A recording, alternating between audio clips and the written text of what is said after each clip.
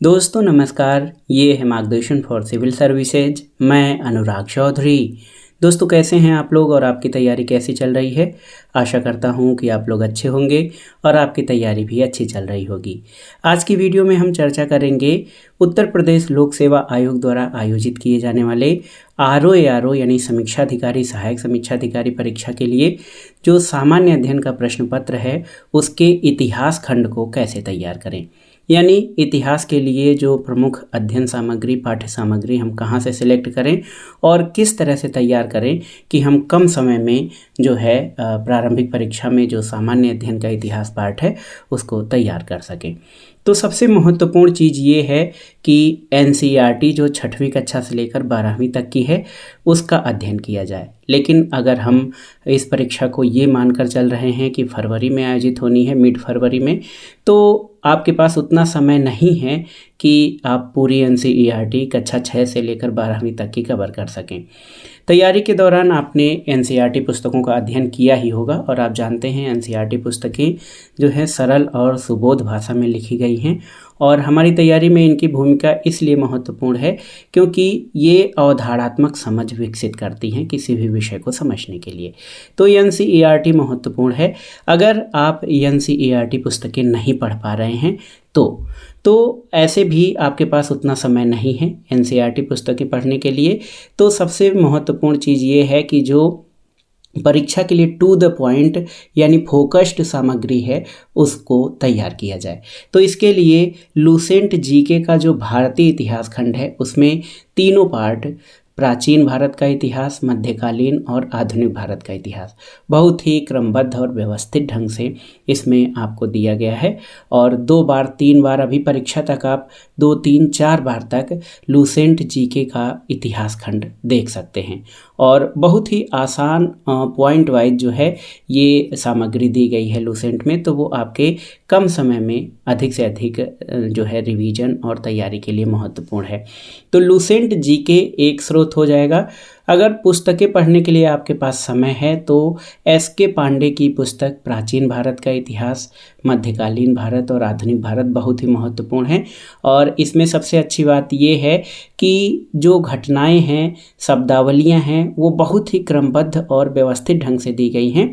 और अंत में हर अध्याय के अंत में इसमें प्रैक्टिस के लिए क्वेश्चन भी दिए गए हैं जिसमें पुराने वर्षों में पूछे गए प्रश्न हैं और कुछ नए प्रकार के प्रश्न भी हैं। तो SK पांडे का जो तीनों पार्ट है, खैर ऐसे तो बहुत अधिक है। अगर ये समय की उपलब्धता के ऊपर है आपके पास कि समय की उपलब्धता रहे तो वो तीनों पार्ट आपको अच्छे से तैयार करना चाहिए। इसके अलावा किरण कंपटीशन टाइम्स का जो इतिहास है वो भी बहुत ही महत्वपूर्ण है क्योंकि इसमें चैप्टर वाइज जो परीक्षाओं की दृष्टि से सभी महत्वपूर्ण चैप्टर हैं उनको सभी घटनाओं को क्रमबद्ध रूप में जो महत्वपूर्ण तथ्य हैं उनको एक जगह संकलित कर दिया गया है। तो इससे किरण कंपटीशन टाइम्स का जो भारतीय इतिहास की बुक है वो बहुत महत्वपूर्ण हो जाती है रिवीजन के लिए। और बोल्ड और इटैलिक अक्षरों में जो उसमें दे दिया है महत्वपूर्ण तथ्यों को तो वो भी आप समझ सकते हैं आसानी से। इसके अलावा कुछ महत्वपूर्ण तथ्यों को वहाँ पर बॉक्स के रूप में दे दिया गया है जिस पे आपको विशेष रूप से फोकस करना है। इसके अलावा और क्या हो रणनीति, ये तो पाठ्य सामग्री हो गई आपकी पुस्तकें और कहाँ से इनका हम चयन करें। इसके अलावा दोस्तों घटना चक्र की जो भारतीय इतिहास है पूर्वावलोकन श्रृंखला वो आपके लिए बहुत महत्वपूर्ण है क्योंकि इसमें उत्तर प्रदेश लोक सेवा आयोग, अधीनस्थ सेवा चयन आयोग, RO GIC प्रवक्ता और अन्य राज्य लोक सेवा आयोग जैसे उत्तराखंड, बिहार, राजस्थान, MP PCS, झारखंड, साथ ही साथ सिविल सेवा परीक्षा के जो महत्वपूर्ण प्रश्न हैं उन सभी को इसमें समाहित किया गया है पूर्वावलोकन में। तो पूर्वावलोकन ऐसे पाठ्य पुस्तक तो नहीं है लेकिन आपके लिए बहुत ही महत्वपूर्ण स्रोत है कि वहाँ से जो है पिछले वर्षों में पूछे गए सभी प्रश्नों को आप रिवाइज कर सकते हैं। सबसे महत्वपूर्ण बात यह है कि उसमें प्रश्नों के व्याख्या के क्रम में जो व्याख्या दी गई है उसमें भी परीक्षाओं की दृष्टि से कई महत्वपूर्ण तथ्य उसमें समाहित कर लिए गए हैं, जो मान लीजिए कभी प्रश्न पूछा नहीं गया है लेकिन उससे संबंधित जो तथ्य हैं उनको वहाँ पर इकट्ठा करके दे दिया गया है।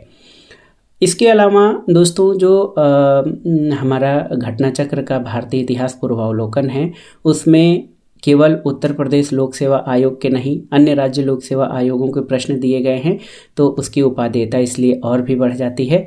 साथ ही साथ जैसे हम यूपी कमीशन की बात करें, अपने उत्तर प्रदेश लोक सेवा आयोग की बात करें, तो न केवल घटना चक्र के पूर्वावलोकन में प्रारंभिक परीक्षा बल्कि पहले जब मुख्य परीक्षा में ऑब्जेक्टिव टाइप प्रश्न होते थे सामान्य अध्ययन के, वहाँ से गवर्नमेंट इंटर कॉलेज प्रवक्ता, गवर्नमेंट डिग्री कॉलेज प्रवक्ता जो इतिहास विषय से आयोजित होती है, उन सभी प्रश्नों को भी यहाँ पर इकट्ठा कर दिया गया है। तो आपको एक बड़ा दायरा मिल जाता है क्वेश्चंस का कि कहाँ से प्रश्न पूछे जाते हैं और किस प्रकार के प्रश्न पूछे गए हैं, ये समझने के लिए व्याख्या उस पे सोने का सुहागा का काम करती है और वहाँ से आप कई महत्वपूर्ण तथ्यों को और भी तैयार कर सकते हैं।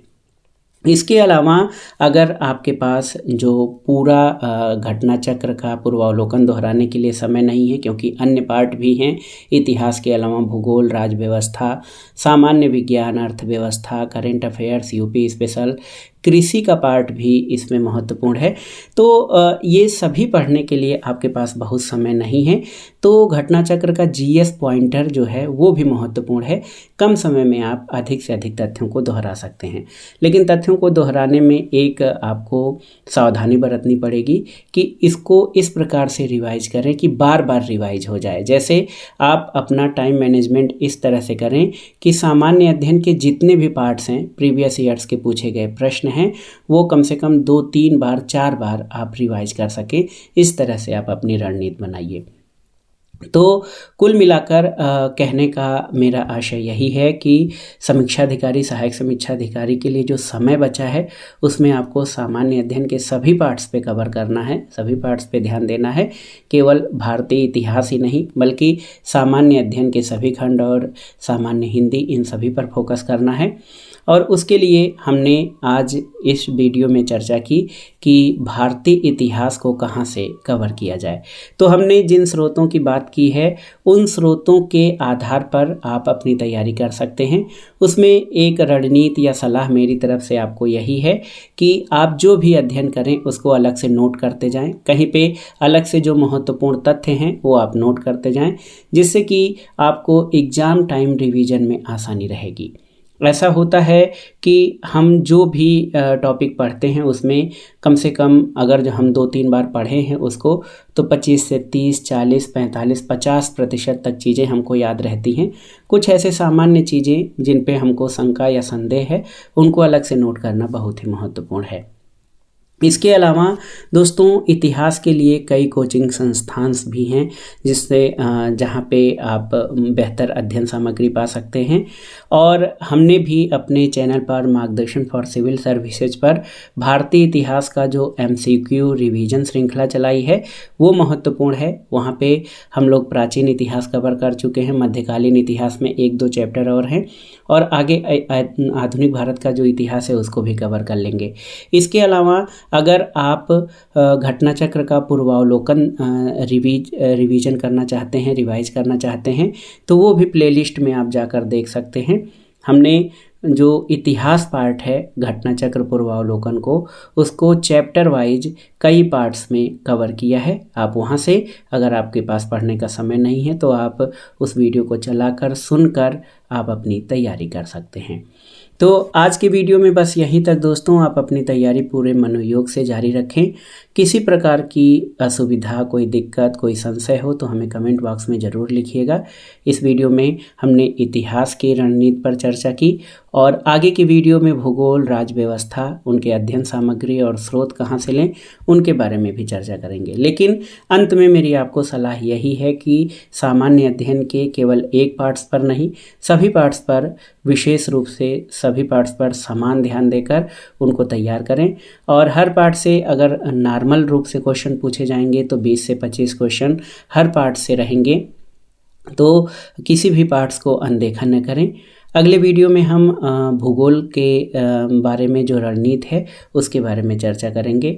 आप अपनी तैयारी जारी रखें, अधिक से अधिक रिवाइज करें और मार्केट में उपलब्ध जो प्रैक्टिस सेट हैं उनसे अपना प्रैक्टिस भी करते रहें, ताकि आप अपना मूल्यांकन भी करते रहें कि कितना अच्छा कर रहे हैं। और अभी समय इतना भी कम नहीं है, आप हर एक पार्ट्स को 2 बार 3 बार कम से कम रिवाइज कर सकते हैं अगर आप रणनीति से दिशा युक्त तैयारी करेंगे तो। समय का दुरुपयोग न करें और जितना भी हो सके अपने पढ़ाई पर ध्यान दें और किसी प्रकार के जो है फालतू चीज़ें जो हैं न करें। लेकिन हाँ, अगर आप लगातार पढ़ाई कर रहे हैं, बोर हो रहे हैं, तो अपनी हॉबी का काम करें, जैसे टहल लें। इसके अलावा थोड़ा म्यूजिक भी सुन सकते हैं और कुछ मनोरंजन के लिए कोई मूवी देख सकते हैं, लेकिन उसमें बहुत ज़्यादा समय आपको नहीं गंवाना है। कम से कम समय में, जब तक जितने में आपका माइंड फ्रेश हो जाए, रिफ़्रेश हो जाए, आप वही उतना मनोरंजन का उपयोग करें। व्हाट्सएप और यूट्यूब और फेसबुक पर आने से चलने से बचें, क्योंकि ये जब एक बार शुरू हो जाता है तो स्क्रॉल करते हुए आप ऐसे समय उसमें पता नहीं चलता है कितना समय चला जा रहा है।